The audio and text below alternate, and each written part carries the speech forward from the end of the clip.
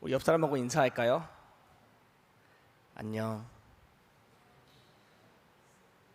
예, 여러분, 제 목소리가 굉장히 멋있죠? 매력적이죠? 혹시 중간에 그 삑살이라 그러죠? 그 소리 나더라도 여러분 이해해 주시기 바랍니다. 여러분, 지난주에 설교 누가 하셨죠? 목사님이 하시는데 생각하는 분들은 굉장히 좀 섭섭네요, 그렇죠? 지난주에 제가 휴가에 가서 김대현 목사님께 설교를 아주 잘해 주셨는데 여러분 좋은 말씀 잘 들었나요? 예, 고마워요, 반응해 줘서. 네, 여러분 오늘 말씀 함께 보도록 하겠습니다. 마태복음 13장 1절부터 9절 말씀인데 여러분들 혹시 그 말씀이 여러분들 삶을 그런 변화시키는, 아니면 말씀이 여러분들 마음에 그런 와닿는 그런 일들을 경험해 본 적 혹시 있으신가요? 이 말씀이 참 나에게 굉장히 큰 은혜다. 이 말씀이 참 나에게는 굉장히 큰 위로가 된다. 이 말씀이 나에게 굉장히 필요한 말씀이구나. 그런 걸 느낀 그런 경험이 혹시 최근에 있으신가요?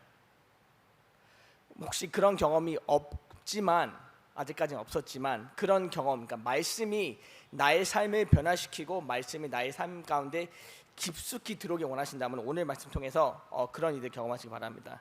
사진 한번 보여주시겠어요? 사진. 여러분 이 컵을 보면은 여러분은 어떻게 반응하시나요? 물이 아직도 반이나 남았네 라는 반응이 있고, 물이 반밖에 안 남았네 라는 반응이 있죠. 보면은 위에 오른쪽 보면은 full 나와 있고 아래는 empty. 쉽게 가면은 아직도 반이나 남았다 라고 생각하는 사람이 있고, 또 반대로는 반밖에 안 남았다고 생각하는 사람이 있죠. 여러분들은 어떻게 생각하시나요? 이 컵을 보시면은 그냥 그림이다, 나는 별 생각이 없다, 고로 나는 졸리다. 예, 이것을 보면은 어떤 사람이 굉장히 부정적인지 아니면 긍정적인지 알 수가 있죠. 왜냐하면 사람에 따라서 생각하는 게 다르고 또 바라보는 시점이 다르는데, 여러분 그렇다면 우리는 무엇이 이렇게 우리를 다르게 생각하게 만들까요? MBTI? 혈액형? 아니면 우리 수련했던 경험은 디스크? 아니면 삶의 경험들? 아니면 종교? 아니면 가족 혈연? 저는 세 형제 중에 가운데이기 때문에 욕심이 참 많습니다. 저는 막내기 때문에 늘 뺏겼습니다. 첫째기 때문에 늘 있었습니다. 생각할 수도 있겠죠. 근데 여러분, 성경에서는요, 우리의 이런 시각들을 결정하는 좌지우지하는 가장 중요한 것은 뭐라 나와 있냐면요, 바로 우리의 마음이라고 얘기하고 있습니다. 우리가 잘 아는 말씀 잠언서 4장 23절 이렇게 나와 있는데요, 모든 지키만한 것 중에 더욱 내 마음을 지키라. 생명의 근원이 이에서 남이니라. 아멘. 우리 안에서 우리가 지켜야 할 것들 여러 가지가 있지만 성경에서는요, 그 중에서 가장 중요한 것, 우리가 반드시 지켜야 할 것은 바로 우리의 마음이라고 얘기하고 있습니다. 왜냐하면은 생명의 근원이 거기서 난다고 얘기하고 있어요. 생명의 근원이. 물론 여러 가지가 중요하겠죠. 지식도 중요하고 또 지혜도 중요하고 건강도 중요하고 또 친구, 관계, 이 모든 것 다 중요하지만 생명이 가장 중요해 나와 있는데, 그 생명의 근원이 어디서 나온다? 바로 우리 마음에서 나온다. 쉽게 얘기하면은 우리의 생각들, 우리의 시점들, 우리의 관점들, 우리의 생각하는 모든 그 thinking process, 이 모든 것들이 다 우리의 마음에 나온다고 얘기하고 있어요.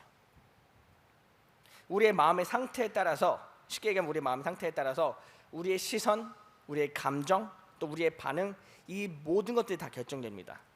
쉽게 얘기하면은 우리가 똑같은 말씀을 읽더라도 우리의 마음의 상태에 따라서 그날 그 말씀을 어떻게 받아들이는지 다른다고 얘기하고 있어요. 왜 그럴까요? 왜 우리의 감정이나 우리의 반응이나 우리의 시선이나 우리의 생각들이 왜 우리의 모든 것들을 다르게 받아들이게 할까요? 왜 우리는 생각하게 만드셨고 왜 우리는 감정을 주셨을까요? 여러분, 오늘 1부 예배 담임 목사님께서 어떤 설교를 해주셨냐면은 우리의 감정에 대해서 설교해 주셨는데, 특히 우리의 분노에 대해서. 사람에게는 감정이 있는데 그 감정 중 하나가 바로 분노다. 물론 안 좋은 분노도 있지만 의로운 분노도 있다고 다른 분 설교해 주셨는데 왜 우리에게는 이런 것들이 주어졌을까요? 여러분, 우리의 생각과 우리가 생각할 수 있는 것과 우리가 생각할 수 있는 능력과 우리가 느낄 수 있는 감정은 쉽게 얘기하면은 하나님께서 우리에게 주신 선물이에요. 하나님께서 우리에게 주신 선물. 다른 창조물과 인간의 차이점은 뭐냐면요, 물론 다른 동물들도 감정이 있겠지만 하나님께서 우리 인간들이 특별히 주신 건 선물이 무엇이냐, 바로 감정과 생각이에요. 그러니까 logic and emotion이에요. 생각할 수 있는 지혜, 생각할 수 있는 지식, 그리고 느낄 수 있는 감정. 하지만 그런 것들이 우리가 잘못 사용한다면은 하나님의 말씀을 우리가 받아들이는데 방해가 될 수 있다. 또 반대로 얘기하자면은 그런 것들 우리가 제대로 사용하고 또 잘만 준비한다면은 오히려 하나님의 말씀을 더욱더 깊게 또 더 많이 받아들일 수 있게 되고 또 그 말씀이 우리의 삶을 변화시킬 수 있다는 말씀인 거죠. 저는 오늘 말씀 통해서 우리가 어떻게 하면은 하나님의 말씀을 우리가 더 잘 받아들이고 또 그 말씀을 우리 삶에 어떻게 변화받지 않게 나누기 원합니다. 오늘 말씀이죠, 바로 4가지 땅에 떨어진 씨앗의 비유이죠. 여러분, 마태복음 13장 보면요, 예수님께서 큰 무리에게 전하신 비유의 이야기입니다. 큰 무리에게. 큰 무리가 누구죠, 여러분? 큰 무리. 큰 무리는요, 모든 사람들이에요. 모든 사람들. 모든 사람들인데 여러분, 배경을 잠깐 설명해 드리면 13장 1절 보면요, 그날 예수께서 집에 나가서 바닷가에 앉으심에나 나옵니다. 바닷가에 앉으심에. 그 다음에 2절 보죠. 큰 무리가 그에게 모여들거늘 예수께서 배에 올라가 앉으시고 온 무리는 해변에 서 있더니나 나와 있어요. 어떤 상황이냐면은 예수님께서 그날 사역을 계획하신 게 아니라 그냥 나가셨는데 사람들이 그거를 보고 예수님께 몰려듭니다. 그냥 바닷가에 앉으시니까 사람들이 몰려들어요. 왜? 예수님의 말씀을 듣기 위해서. 사람들이 너무 몰려드니까 예수님께서 그 공간이 좁다 보니까 어떻게 하시냐면은 배에 타고 올라가셔서 바닷가 아주 가까운 해변으로 나갑니다. 모든 사람들이 볼 수 있는 그 거리에. 그리고 사람들은 그 해변가에 서 있게 되고요. 뭐냐면요, 그 큰 무리는 누구냐면은 바로 예수님의 말씀을 들으려고 모인 사람들이에요. 예수님 말씀을 듣고 따르려는 모든 사람들이 바로 큰 무리들이에요. 그런데 한 가지 안타까운 사실은 무엇이냐면요, 모든 사람들이 다 예수님의 말씀을 들으려고 그 자리에 모였고요, 또 예수님의 말씀을 들었지만 그들의 삶의 결과는 다 다르다는 거죠. 그리고 예수님께서 이제 비유를 설명해 주십니다.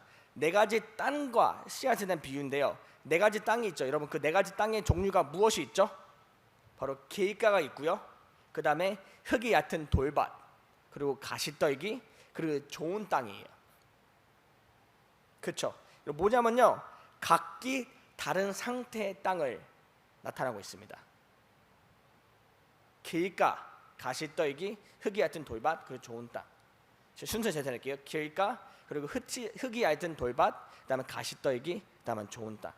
이게 무슨 상황이냐면요, 4가지의 땅은 쉽게 얘기하면 우리의 마음이죠. 우리의 마음의 상태. 우리의 마음이 때로는 길가가 될 수도 있고, 때로는 흙이 얕은 돌밭이 될 수도 있고, 때로는 가시떨기, 때로는 좋은 땅일 수 있다. 근데 한 가지 변치 않는 게 있죠. 똑같은 게. 모든 이런 4가지 상태의 그 4가지 상황에 그런 각기 다른 상태의 땅이 있지만 그 모든 땅이 다 한 가지 똑같은 걸 받게 되죠. 그것이 무엇이었죠? 바로 씨앗이죠. 씨앗을 받았습니다. 여러분, 땅이 만약에 우리 마음의 상태라면 씨앗은 무엇이죠? 바로 하나님의 말씀입니다. 마태복음 13장 19절 보면 이렇게 나와 있죠. 아무나 천국 말씀을 듣고 깨닫지 못할 때는 악한 자가 와서 그 마음에 뿌려진 것, 바로 씨앗을 얘기하고 있죠. 쉽게 얘기하면요, 4가지의 땅은 우리의 마음의 상태를 얘기하고 있는데 바로 변수를 얘기하고 있어요. 변수. 여러분, 변수가 뭔지 아시죠? 변수. 영어로 얘기하면 variable. 무슨 뜻이냐면은 상황에 따라서 변할 수 있는 그런 숫자, 그런 수를 얘기하는 거예요. 근데 씨앗은요, 하나님의 말씀입니다. 그러니까 상수, constant, 그러니까 변하지 않는다는 거예요. 어떤 상황에서도 변치 않는 게 한 가지 있다면은 그 상수다. 그것이 무엇이다? 바로 하나님의 말씀이다. 비록 우리 마음의 상태가 네 가지 형태로 변할 수 있지만 그 와중에는 변하지 않는 단 한 가지, 바로 하나님의 말씀. 그것을 아주 쉽게 설명해 드릴게요. 하나님의 말씀이 우리에게 다가옵니다. 하나님의 말씀이 우리에게 선포됩니다. 하지만 우리의 마음의 상태에 따라서 우리가 그 말씀이, 우리에게 던져진 그 말씀이, 우리에게 뿌려진 그 말씀이 어떤 결과를 냈는지 좌지우지한다는 거죠. 자, 첫 번째 땅이 뭐였죠? 첫 번째 땅. 첫 번째 땅은 바로 길가였죠. 길. 그러니까 street. 어떤 일이 일어나죠? 바로 새들이 와서 그 씨앗을 먹어버립니다. 13장 19절을 보면 이렇게 나와 있죠. 악한 자가 와서 그 마음에 뿌려진 것을 빼앗나니. 이게 어떤 상황이냐면요, 말씀이 그 마음에 던져졌지만 마음에 들어가지 못해요. 여러분 길가 보면, 그 길에 보면요, 그 길이 어떻죠? 부드럽나요? 단단하죠. 여러분 길에서 길가 넘어지면 어떻게 돼요? 쪽팔리죠. 쪽팔린 것보다 어떻게 되죠? 우리 몸이 다쳐요. 어떻게 다치죠? 멍이 들거나 까져서 피가 나거나 아니면 부러지거나 그렇게 되죠. 왜 그렇죠? 길이 단단해서. 길가라는 우리의 마음의 상태는요, 단단해졌다는 거예요. 말씀이 들어올 수 없을 만큼 단단해졌다는 거예요. 쉽게 얘기하면은 씨앗이 뿌리 내릴 수 없는 마음의 상태라는 거예요. 우리 마음이 너무나 단단해져 가지고 말씀이 아무리 던져지고 아무리 들어오려고 휘짓고 들어오려고 해도 단단해서 거의 들어오지 못하고 있다는 거예요. 그게 첫 번째 마음 상태입니다. 두 번째는 흙이 얇은 돌밭이에요. 돌밭. 여러분 혹시 시골에 경험해 보신 분, 베트남이라든지 한국이라든지 경험해 본 적 있으시죠? 여러분 혹시 자갈밭 가본 적 있어요? 자갈밭? 자갈밭이 어떻죠? 분명히 습기가 있습니다. 그렇죠? 흙도 그 밑에 있어요. 근데 여러분 생각해 보세요. 그 돌밭의 자갈밭에 씨앗을 던지면 어떻게 되는지 아세요? 싹이 나요. 신기하게도. 근데 어떻게 되냐면요, 오늘 말씀 나와 있는데 흙이 깊지 않아서 싹이 나오지만 해가 돋은 후에 타서 뿌리가 없어 바로 마른다고 합니다. 뿌리가 내리기는 하는데 흙이 얕아가지고 자리 잡지 못해요. 근데 뿌리가 자리 잡지 못하면 어떤 상황이냐면은 땅에서 그 수분을 공급받지 못해가지고 조금이라도 열을 받게 되면은 바로 말라 죽게 돼요. 13장 20절 21절 보면 이렇게 나와 있습니다. 말씀을 듣고 즉시 기쁨으로 받되 그 속에 뿌리가 없어 잠시 견디다가 말씀으로 말미암아 환난이나 박해가 일어날 때 곧 넘어지는 자. 쉽게 얘기하면요, 어려운 일이 일어나면요, 말씀을 잊어버리고 바로 넘어지는 사람들이에요. 말씀이 그 가운데 아주 잠깐 들어왔지만 그런 돌이라든지 아니면 자갈 같은 그런 어려운 일들을 겪었을 때 그런 것들이 바로 그 씨앗을 바로 죽여버리는 거죠. 처음에는 받아들이지만 말씀이 뿌리낼 수 없는 마음을 얘기하고 있는 거예요. 쉽게 얘기하면, 다르게 얘기하면은 깊이가 없는 상황인 거죠. 그거가 두 번째 상황입니다. 세 번째, 가시떨기. 가시떨기에 대해서 오늘 말씀 어떻게 나와 있냐면요, 가시가 자라서 기운을 막고 있다 나와 있어요. 가시가 자라서 기운을 막고 있다. 여러분 가시떨기도요 흙밭이에요. 흙이에요. 분명히 모든 것들이 어떤 식물도 자랄 수 있는 환경이긴 합니다. 하지만 문제가 무엇이냐, 가시가 자라기 때문에 가시가 모든 것을 다 가로막아요. 가시가 모든 것을 가로막습니다. 그리고 여러분 보통 농부들이 왜 잡초를 뽑는지 아세요? 농부들이 왜 잡초를 뽑냐면요, 그런 변온하든지 아니면 다른 것을 땅에 심었을 때 잡초가 그 영양분을 다 뺏어가요. 내가 분명히 지금 심은 이 꽃에 영양분을 주려고 하는데 옆에 잡초가 자라잖아요. 우리가 의도할 건 의도치 않고 상관없이 잡초가 그 꽃에 주었던 영양분을 다 뺏어갑니다. 그리고 꽃은 못 자라게 되고 잡초만 점점 자라게 돼요. 가시떡이도 마찬가지예요, 여러분. 비록 그 밭에 우리가 씨앗을 뿌렸지만, 말씀이라는 씨앗을 뿌렸지만, 가시떡이라는 그런 방해물이 우리 말씀의 영양분이 다 뺏어가서 결국에는 열매보다 하나님의 말씀보다 다른 것들에 더 신경을 뺏긴다는 거예요. 13장 25절 보면은 말씀을 들으나 세상의 염려와 재물의 유혹에 말씀을 막혀 결실하지 못하는 상황이라고 설명하고 있습니다. 쉽게 얘기하면은 우리가 말씀을 듣고 말씀을 받아들이고 이것이 하나님의 말씀이구나 깨달음까지는 있습니다.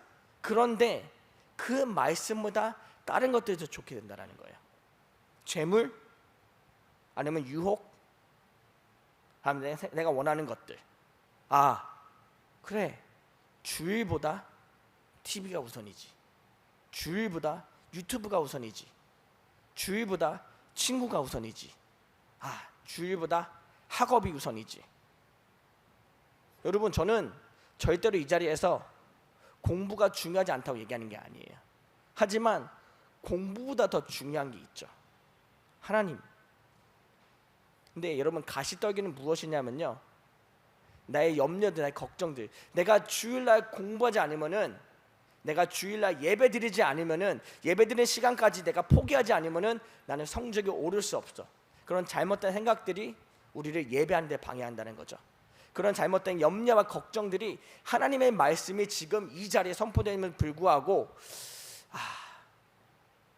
공부해야 되는데, 친구 만나야 되는데, 지금 라방 틀어야 되는데, 우리의 모든 생각들을 다 막고 있다는 거예요, 가시떨기가. 그럼 마지막 땅이죠, 좋은 땅. 좋은 땅에 대해서 이렇게 설명하고 있습니다. 100배, 60배, 30배의 결실을 맺는 상황. 13장 23절에서 이것을 이렇게 설명하고 있습니다. 말씀을 듣고 깨닫는 자니 결실하여 어떤 것은 100배, 어떤 것은 60배, 어떤 것은 30배가 되는 상황이라고 설명하고 있어요. 좋은 땅. 쉽게 얘기하면은 말씀을 받아들이고 말씀으로 열매를 맺을 수 있는 마음의 상황입니다. 말씀을 향해 준비되어지고 또 말씀을 사모하는 마음이죠. 또 어떤 말씀, 어떤 상황에서 그 어느 때에서 어느 장소에서든 상관없이 말씀을 들으면 그 말씀, 하나님의 말씀 받아들이고 그 말씀 그대로 열매를 맺는 상황이 바로 좋은 땅입니다. 여러분, 좋은 땅이 어떤 땅인지 아세요? 어떤 땅이 열매를 맺을 수 있는 땅인지 혹시 아세요, 여러분? 혹시 나는 농사를 지어본 적이 있다, 텃밭에서라든지 아니면 화분 하나라든지 아니면 베란다라든지 있죠. 여러분, 그 땅을 준비하기 위해서 어떻게 하죠? 그 화분을 준비하기 위해서 일단은 먼저 좋은 흙을 구입해야겠죠. 좋은 비료, 그렇죠? 그 다음에 어떻게 하죠? 그냥 그대로 화분에 붓습니까? 아니요. 여러분, 열매를 잘 맺기 위해서는요, 그 흙을 걸러야 돼요. 거기에 돌이 있는지 아니면은 안 좋은 흙이 있는지. 여러분, 좋은 땅이라는 건요, 그냥 흙이 많은 땅이 아니라 진짜로 걸려지고 또 준비되어진 땅이 바로 좋은 땅이에요. 우리 마음이 그렇게 준비가 되어야 하나님의 말씀 우리 마음 가운데 들어올 때 우리가 열매를 맺을 수 있다는 거죠. 이게 바로 오늘 예수님께서 전하신 비유의 말씀입니다. 근데 여러분, 저는 예수님께서 비유를 전하실 때마다 한 가지 궁금증이 있어요. 왜 굳이 비유를 전하실까? 참 쉽게 전하실 수 있었는데 왜 굳이 어려운 비유를 전하실까? 물론 오늘 날처럼 우리는 성경이 있고 성경설교를 잘하시는 목사님들이 계시고 또 박사님이 계시다 보니까 그런 비유를 우리는 알아줄 수 있겠죠. 왜냐하면 유튜브만 틀면 되니까, 아니면 목사님께 찾아가서 물어보면 되니까. 근데 그 당시에 왜 예수님께서는 사람들에게 굳이 비유를 전하셨을까? 13장 11절에 예수님께서 그 비유를 전하신 그런 이유를 설명하십니다. 11절 보면 이렇게 나와 있죠. 천국의 비밀을 아는 것이 너희에게는 허락되었으나 그들에게는 아니 되었나니. 예수님께서 여기서 두 부류를 나누십니다. 그쵸? 너희와 그들. 너희와 그들. 여기서 얘기하는 너희는 과연 누구일까요, 여러분? 그리고 그들은 과연 누구일까요? 여러분 13장 1절과 2절에 누가 모였죠? 그 자리에 큰 무리가 모였다 나와 있죠. 큰 무리. 근데 그들이 무엇을 위해서 그 자리에 모였죠? 예수님의 말씀을 들으려고. 근데 제가 거기서 뭐라고 설명드렸죠? 모든 사람이 다 똑같은 말씀을 들었지만 뭐가 다르다? 결과가 다르다. 쉽게 얘기하면요, 그 큰 무리 가운데서도요 너희가 있었고 그들이 있었어요. 너희는 누구냐면요 바로 예수님의 제자들입니다. 예수님의 제자들, 12제자들이 아니라 여기서 만 제자들은 예수님의 말씀을 듣고 따르려고 헌신하는 사람들이에요. 모든 사람이 다 말씀을 들었습니다. 그렇다면 모든 사람들이 다 예수님의 제자였을까요? 아니요. 여러분 진정한 제자는요 말씀을 듣고 듣는데 끝나는 것이 아니라 그 말씀대로 살아가려고 헌신하는 자들이에요. 아, 내가 오늘 이 말씀을 들었구나. 이 말씀을 내 삶에 어떻게 듣는지 적응해서 이 말씀대로 살아가자 라고 결심하는 자들이 바로 제자들입니다. 근데 그들은 누구냐면요, 말씀을 듣습니다. 하지만 거기서 끝나요. 말씀을 듣지만 마음이 완악해서 그 말씀을 받아들이지 못하는 사람들, 또는 내가 이 말씀을 안 받아들이겠다고 반대하는 사람들이에요. 마음이 완악한 자는 특징이 나와 있는데 13장 15절에 마음이 완악한 자들의 특징 설명하고 있는데요, 예수님께서 이렇게 설명하고 있습니다. 그 귀는 듣기에 둔하고 눈은 감았으니 이는 눈으로 보고 귀로 듣고 마음으로 깨달아 돌이켜 내게 고침을 받을까 두려워함이라. 다시 한번 읽어드릴게요. 그 귀는 듣기에 둔하고 눈은 감았으니 이는 눈으로 보고 귀로 듣고 마음으로 깨달아 돌이켜 내게 고침을 받을까 두려워함이니라. 잘 보세요 여러분, 귀로 듣고 눈으로 볼 수 있는 사람들이에요. 근데 이 사람들이 they choose to, 나는 안 볼래, 나는 안 들을래. 선택적이란, 자발적이라는 거죠. 왜? 마음으로 깨달아 돌이켜 내게 고침을 받을까 두려워한다고 나와 있어요. 무엇을 두려워할까요? 아니, 하나님의 말씀을 받는데 무엇을 두려워할까요?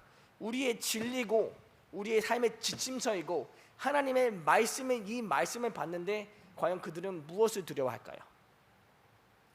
나와 있죠. 눈으로 보고 귀로 듣고 마음으로 깨달아 돌이켜.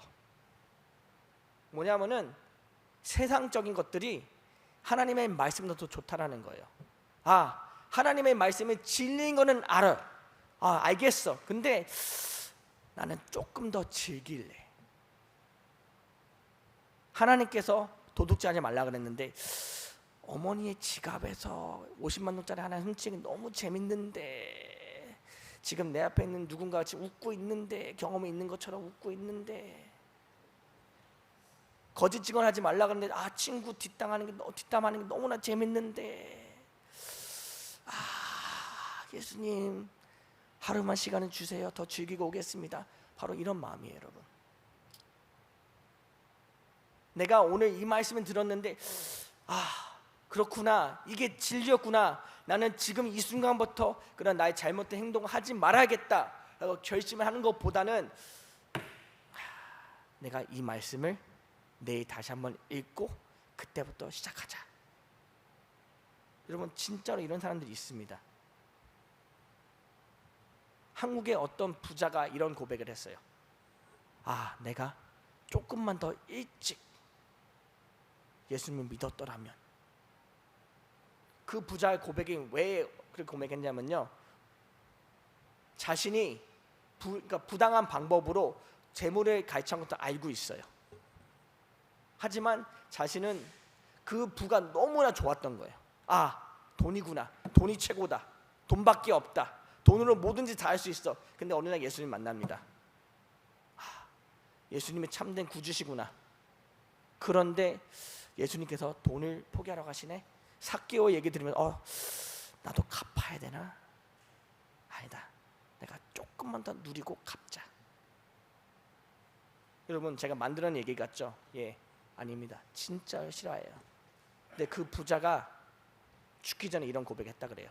목사님, 제 삶에서 가장 큰 후회되는 건요, 내 삶의 주인을 예수님으로 좀 더 일찍 모시지 않은 거라고.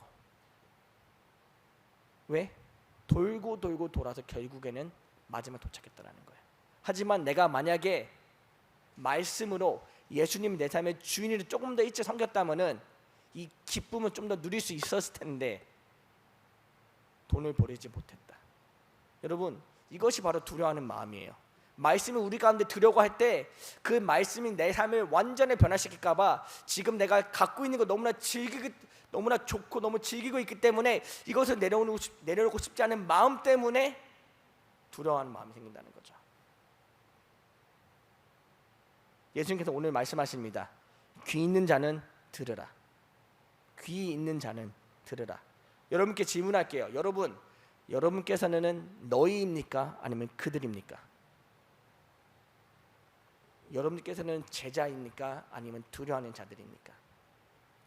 지금 이 시간, 이 순간 또는 여러분들 삶 가운데 말씀이 여러분들 마음의 문을 이렇게 두드리고 있는데 여러분들은 너희이세요? 아니면 그들이세요? 나는 제자입니까? 아니면 나는 그들입니까? 나는 내 마음은 좋은 땅입니까? 아니면 내 마음은 길가입니까? 아니면 내 마음은 가시 밭길? 아니면 내 마음은 바위 돌밭입니까?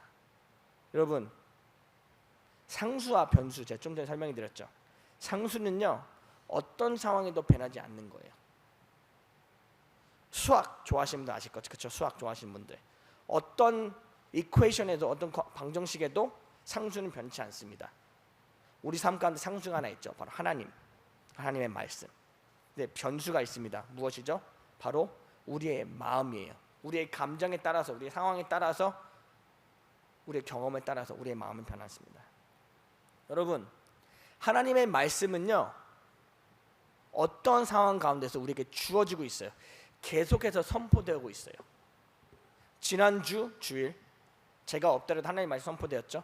오늘 그럼 내일 아침 새벽기도 아니면은 말씀의 성경을 피자마자 그것이 바로 나에게 선포되는 말씀이에요.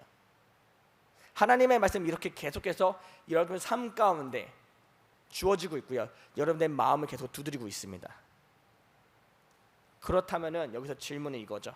과연 내 마음은 하나님의 말씀을 받아들일 준비가 되어 있는가?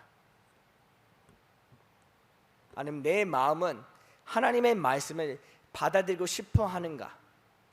내 마음은 하나님의 말씀을 인해서 변화받고 싶어 하는가? 그 질문의 답이 바로 여러분의 마음의 상태입니다. 어떻게 준비해야 될까요, 과연? 어떻게 우리는 무엇을 바라고 무엇을 구해야 될까요? 하나님의 말씀을 우리는 어떻게 생각하고 또 어떻게 받아들일 수 있을고 또 그 말씀을 받아들이기 위해서 우리는 우리의 마음을 어떻게 준비해야 될까요? 디모데후서 3장 16절 말씀이죠. 모든 성경은 하나님의 감동으로 된 것으로 교훈과 책망과 바르게 함과 의로 교육하기 유익하니. 이 말씀을 단 한 단어로 줄이자면요, 유익이에요. 유익. beneficial. 하나님의 말씀은 우리의 삶의 모든 부분에서 유익하다는 말씀이죠.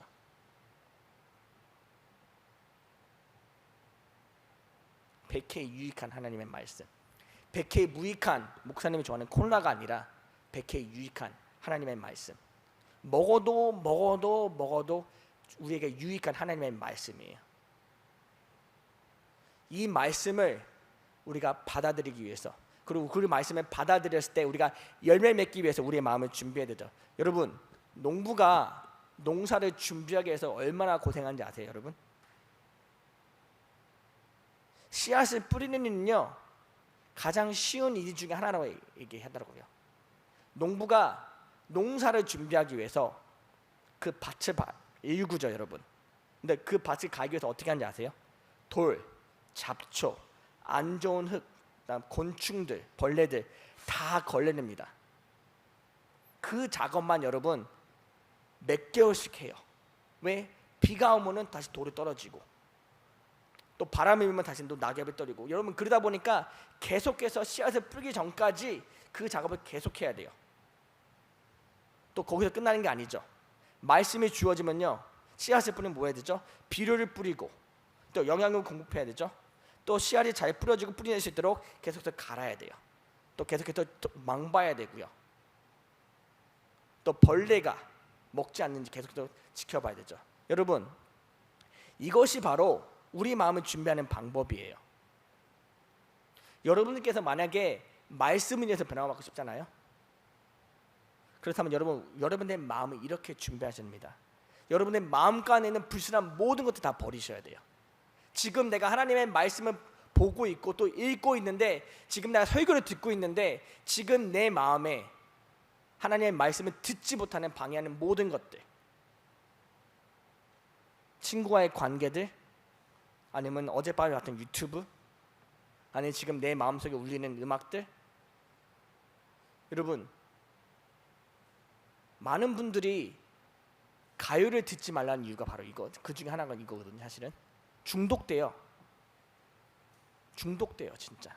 근데 중독이 왜 무섭냐면요, 다른 것도 다 신경 안 쓰고 그것만 생각이 나요. 하나님의 찬양을 부르는데, 하나님께 찬양을 올려드려야 되는데 가요만 생각이 나고, 하나님의 말씀을 들었는데 어젯밤 내가 봤던 유튜브에 그 재미난 얘기만 생각이 나고, 우리 마음에 그런 자가를 가득 찼다는 거, 돌로 가득 찼다는 거죠. 우리 마음을 준비해야 됩니다. 우리 마음의 불순한 모든 것들 다 걸러내야 되고요. 또 기도로 마음을 준비해야 됩니다. 내가 지금 말씀을 보는데, 하나님, 말씀을 온전히 받아들일 수 있도록 내 마음을 준비시켜 주시옵소서. 내 마음을 읽어 주시옵소서. 갈아 주시옵소서. 그리고 말씀을 골고루 먹어야 되죠. 여러분, 리딩 지저스 하시는 분 마음속으로 손들어 주세요. 마음속으로. 왜 중요한지 설명해 드릴게요. 일주일에 밥 한 번 먹고 여러분 살 수 있나요? 일주일에 딱 한 끼 먹고 여러분 살 수 있어요? 사라지겠죠. 하지만 건강하진 않겠죠. 여러분, 말씀은요, 우리 영의 양식입니다. 여러분의 삶이 진심으로 변화받고 싶다면요, 여러분께서 정말로 성장하고 싶다면요, 말씀을 계속해서 섭취해야 돼요. 골고루. 주일 설교뿐만 아니라 일상생활 가운데서도 말씀을 통해서, 또 온라인에 설교 듣고, 그래야지 성장할 수 있습니다. 우리가 이렇게 할 때, 우리의 마음을 준비하고 말씀을 골고루 먹을 때, 여러분, 우리 삶은 열매를 맺을 수 있게 됩니다. 사랑하는 여러분, 사랑하는 친구 여러분, 우리는요, 하나님의 말씀이 반드시 필요한 자들이에요. 하나님께서는 우리의 필요를 다 아시기 때문에 만나와 같이 우리에게 말씀을 계속해서 공급하고 계십니다. 목사님의 설교를 통해서, 여러분께서 매일 하시는 묵상을 통해서, 아니면 리딩 지저스 일독을 통해서 계속해서 말씀하고 계십니다. 하지만 여러분들의 마음이 그런 좋은 땅과 같이 준비되지 않으면요, 그 말씀이 아무리 찾아오더라도, 그 말씀이 아무리 선포되더라도 열매를 맺지 못하게 됩니다. 그리고 여러분의 삶은 변화받지 못하게 되고요, 성장받지 못하게 됩니다. 그렇기 때문에 여러분의 마음을 굳건하게 준비하시기 바랍니다. 내가 오늘은 무슨 일이 있어도 하나님의 말씀을 듣고 받고 변화받겠다, 그런 마음으로 기도하시고 마음을 준비하시고 또 헌신할 때 하나님께서 단 한 가지 단어를 통해서라도 여러분의 삶을 변화시킬 것입니다. 그렇기 때문에 저는 여러분 도전하고 싶은 것은요, 한 주간, 여러분 남은 1년이 아니에요. 이번에 한 주간 우리 길게 보지 마시나 여러분. 길게 보지 말고 짧게만 생각해봐요. 여러분, 오늘부터 다음 주일까지 하나님의 말씀을 붙잡고 또 그 말씀을 내가 받아들일 수 있도록 내 마음을 준비해서, 내가 딱 한 번이라도 그 말씀이 내 마음에 들어오는 것을 경험하겠다 결단하시고 여러분 한번 노력해 보세요. 그 일을 한번 경험하잖아요. 여러분 그 맛에 빠져가지고 계속해서 말씀을 사모하게 되고 또 그 말씀이 여러분의 삶을 변화시킵니다. 말씀을 사모하는 저와 여러분에게 주님을 축원합니다. 그리고 말씀으로 변화받고 또 말씀으로 성장하는 우리 중고등부가 되게 주님의 이름으로 축원합니다. 기도하겠습니다.